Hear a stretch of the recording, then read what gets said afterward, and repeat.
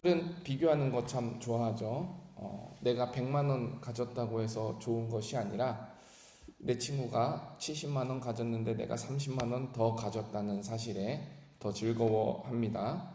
이처럼 내가 타는 차는 어떻고 누구는 어떤 집에 사는데 나의 집은 어떻고 내 자녀는 무엇을 하고 이런 것을 비교하기 좋아합니다. 그런데 이것이 정말 큰 차이인가? 정말로 그렇게 월등한 차이인가? 꼭 그런 것만도 아니에요. 사람들은 아주 조금 나아 보이는 그것에서 미묘한 마음속의 우월감, 만족감을 느낍니다. 근데 참 이런 습성이요, 비교하는 습성이 신앙의 영역에서도 똑같이 나타납니다. 우리는 우리 스스로 의로움을 비교하려고 합니다. 예수님께서 오직 우리의 의로우신 의다라는 것을 신앙으로 입술로 고백함에도 불구하고 우리 주변의 사람들과 내 신앙의 행동을 비교합니다. 나는 새벽 기도를 한다. 나는 얼만큼 섬긴다. 나는 교회에서 존재감이 있다, 없다. 이것이 우리의 습성이에요. 사실 우리만의 습성이라기보다는 예수님의 제자들도 이렇게 안 좋은 습관이 있었어요. 주님, 누가 큰 자이니까? 누가 조금 더 낫습니까? 또 초대교회 교인들도 이런 습성이 있었어요. 나의 선생님은 어떤 분이다. 너의 선생님보다 나의 선생님이 더 낫다. 이렇게 항상 우리는 스스로를 다른 누군가와 비교하면서 그곳에서 만족감을 느낍니다. 여러분, 우리 지금 열왕기서를 지금까지 읽어왔잖아요.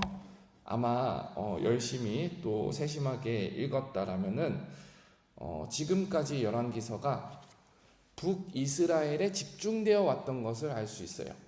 북이스라엘과 남유다가 갈라졌는데 북이스라엘이 한참 많은 내용을 다루고 있어요.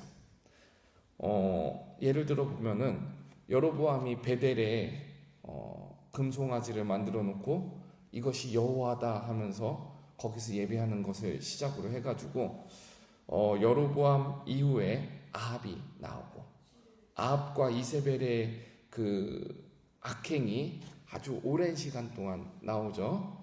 그리고 하나님의 선지자들이 북이스라엘에서 굉장히 핍박받고 백성들은 우상 숭배를 즐기고 있고, 그러니까 열왕기서를 읽는 독자들이라면은 이 분열된 국가의 왕조들을 보면서 야, 북이스라엘은 참 나쁘다. 얘네들 참 어떻게 이렇게 심판받을 짓을 골라서 하냐, 이런 생각을 할 수 있어요. 근데 이런 생각을 또 누가 할까요? 바로 이 책을 읽고 있었던 포로기의 남유다 백성들이 충분히 할 수 있습니다. 자기 신앙과 북이스라엘의 신앙을 비교하면서 이러니까 우리보다 일찍 망했지, 이런 생각을 할 수 있는 거죠. 근데 오늘 본문은 아주 중요한 전환점을 맞습니다. 지금까지 북이스라엘에 대한 잘못을 세심하게 꼬집어 왔다면은 오늘 본문에서 하나님께서 말씀하시는 것이 너희도 다를 바가 없다, 이 말씀을 하고 있어요. 자, 한번 16절을 보겠습니다. 제가 읽어드릴게요. 이스라엘의 왕 아합의 아들 요람 제5년에 여호사밧이 유다의 왕이었을 때에 유다의 왕 여호사밧의 아들 여호람이 왕이 되니라. 자, 지금까지 한참 북이스라엘을 보여주다가 갑자기 남유다를 보여줍니다. 그리고 그 남유다에서 여호람이라는 왕을 소개해요. 근데 이것이 분명히 역사적인 순서이기도 하지만 열왕기서를 하나님의 영감으로 저작한 저자가 신학적인 메시지를 전환을 하면서 급하게 보여주는 것입니다. 자, 그러면 여기서 무슨 내용이 나오는지 한번 또 보도록 할게요. 18절 한번 보겠습니다. 18절 제가 읽어드릴게요. 여기서 그는 여호람이에요. 남유다의 왕이에요. 네, 그가 이스라엘의 왕들의 길을 가서 여호람이 남유다 왕인데 이스라엘의 왕들과 똑같이 행동했다라는 거예요. 여기서 말하는 이스라엘의 왕들은 제가 아까 말씀드린 그 죄를 지은 북이스라엘의 왕들을 말합니다. 근데 얼마나 똑같이 갔냐면 아합의 집과 같이 하였어요. 아합이 했던 일들을 똑같이 했다라는 거죠. 이는 아합의 딸이 그의 아내가 되었습니다.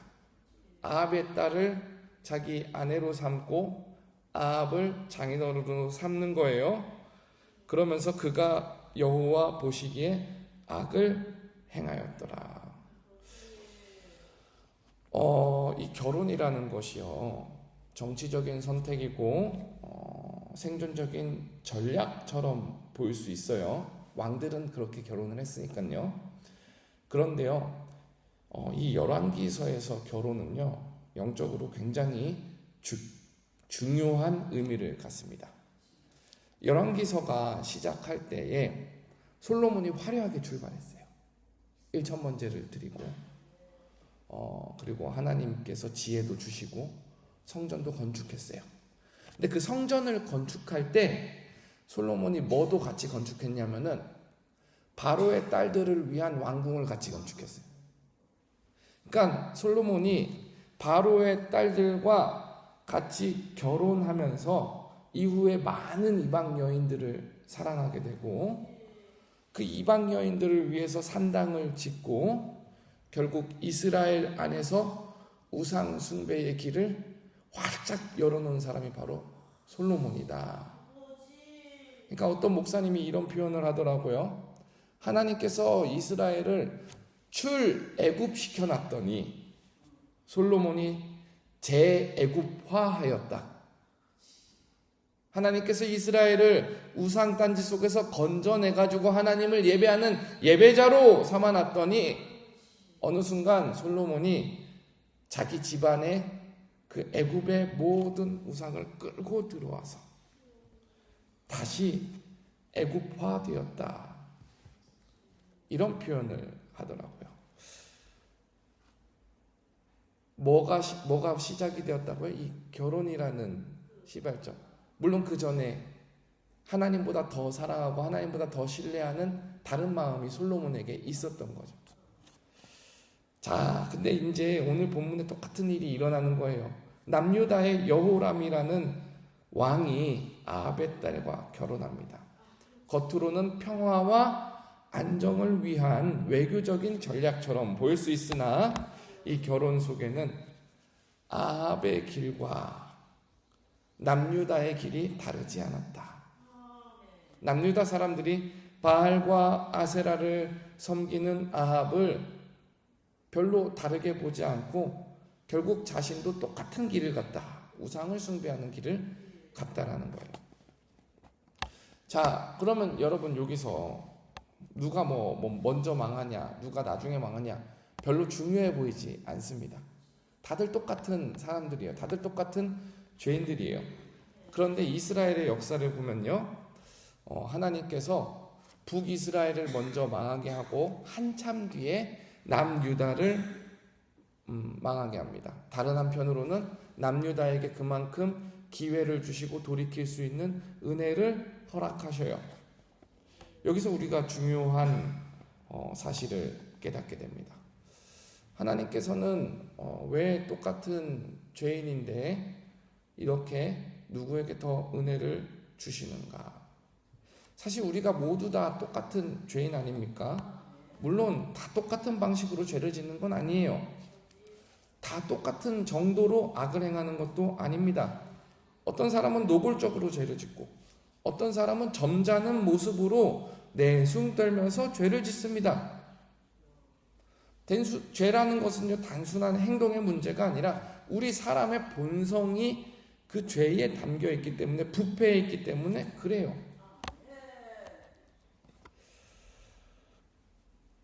그래서 우리는 이러한 죄의 문제를 두고 옆에 사람과 야, 그래도 내가 저 사람보다 낫지 않나, 이런 비교 의식을 가질 때가 있지만 하나님 앞에서는 다 똑같은 죄인이라는 사실이에요.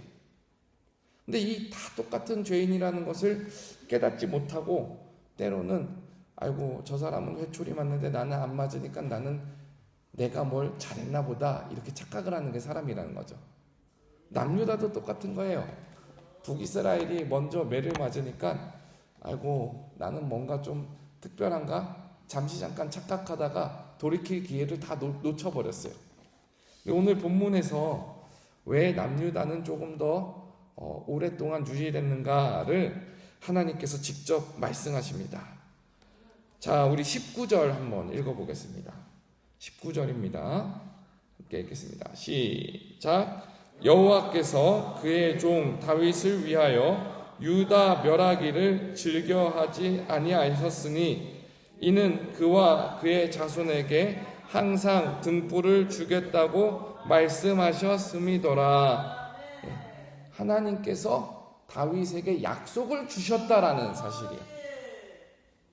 자, 여기 19절 안에서 잘 보십시오.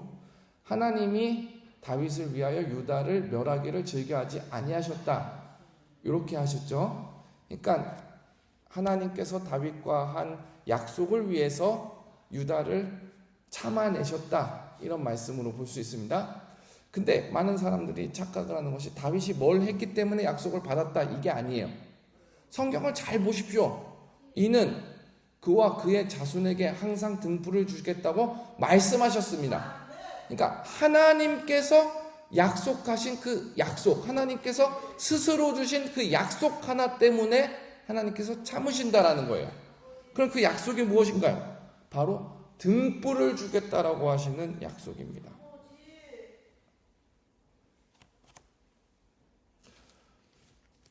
다윗의 후손을 통해서 예수 그리스도를 나게 하시겠다. 예수를 통해서 세상에 하나님의 복음을 전하고 완성시키시겠다. 어두워진 세상 속에 빛 대신 예수 그리스도를 주셔서 밝히 비추게 하시겠다. 이것이 바로 하나님의 약속입니다. 여기서 우리는 무엇을 자랑할지 분명히 보게 됩니다. 유다는 자기 의를 자랑할 수 없어요. 여호람도 자기 의를 자랑할 수 없어요. 남유다도 자기 역사를 자랑할 수 없어요. 우리도 마찬가지입니다. 우리가 분명히 고백해야 하는 것은 내가 무엇을 했기 때문에 의롭다라는 것이 아니라 내가 이 사람보다 조금은 괜찮은 성도다라는 것이 아니라 우리가 예수님의 구원하심 가운데 건짐을 받았다라는 사실입니다. 우리는 예수님 없이 한순간도 하나님 앞에 설 수 없습니다. 한순간도. 우리는 예수님 없이 한 발짝도 하나님 앞에 가까이 갈 수 없습니다. 우리 안에 있는 의는 오직 예수님께서 전적으로 주신 의로움입니다. 사랑하는 성도 여러분, 우리가 한순간의 비교와 한순간의 판단에서 참 어떤 의미에서 우월감을 느낄 수 있지만 그것이 하나님 앞에서 우리의 자랑일 수 없다라는 사실인 거예요. 하나님께서 다윗의 등불을 꺼뜨리지 않으신 것처럼 하나님께서 우리 안에 주신 믿음을 붙잡으시고 그 믿음을 자라가게 하십니다. 예수님 안에서 구원받은 그 구원을 절대로 꺼뜨리지 않기 위해서 우리 한 사람 한 사람을 붙들고 계십니다. 우리가 소망하고 우리가 자랑할 것은 하나님의 신실하심이지 나의 신실함이 아니라는 사실입니다. 오늘 하루 우리의 등불 되시는 오직 예수 그리스도를 바라보고 찬양하는 우리가 되기를 소망합니다. 우리 함께 기도하겠습니다.